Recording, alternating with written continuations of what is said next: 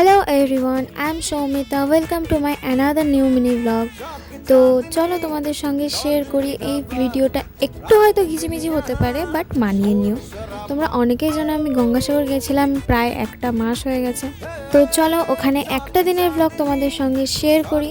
তো সেদিন সকালবেলা উঠেই সোজা চলে গেছিলাম মাছের বাজারে মাছ বাজার করতে। তারপরে মাছ টাছ নিয়ে সবজি কিছু একটা বাজার করে আমরা সোজা চলে গেছিলাম গঙ্গাসাগর অস্থায়ী হসপিটালে, কারণ ওখানে ছিল আমাদের মিটিং।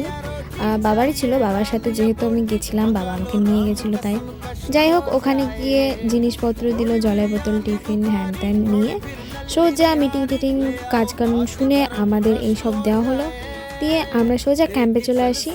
আর আসার সময় একটা ঠান্ডা ঠান্ডা আইসক্রিম খাচ্ছিলাম, কারণ জানো তো জানুয়ারি মাসে এখানে মানে কলকাতায় যতটা না ঠান্ডা ছিল, ওখানে তার উল্টোই গরম ছিল।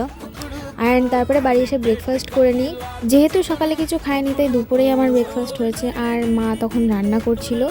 তারপরে দেখলাম সবাই খেতেও বসে গেছে লাঞ্চ, আর তার একটু পরে আমিও বসে গেছিলাম। আর সন্ধ্যাবেলা বেরিয়ে গেছিলাম আবারও আরেকটা মিটিংয়ের উদ্দেশ্যে। অনেকেরই কোয়েশ্চেন থাকতে পারে যে কিসের মিটিংয়ে যাচ্ছি আমরা। তো বলে রাখি আগে থেকেই, যেহেতু আমরা ওখানে এনজিও করি, মানে ফ্রি মেডিকেল ক্যাম্প, সেটারই একটা মিটিং হয়, মানে একটা না, কিছু কিছু মিটিং হয় ওখানে। তার জন্যই আমাদেরকে দিনে 10 বেলা যেতে হয় মিটিং অ্যাটেন্ড করতে। যাই হোক, সেখান থেকে আমরা ঠাকুরের ফটো নিয়ে একটু মজা মস্তি করে মিটিং টিটিং শুনে আবার ক্যাম্পে চলে আসি। আরও ব্লগ খুব তাড়াতাড়ি আসবে। টাটা।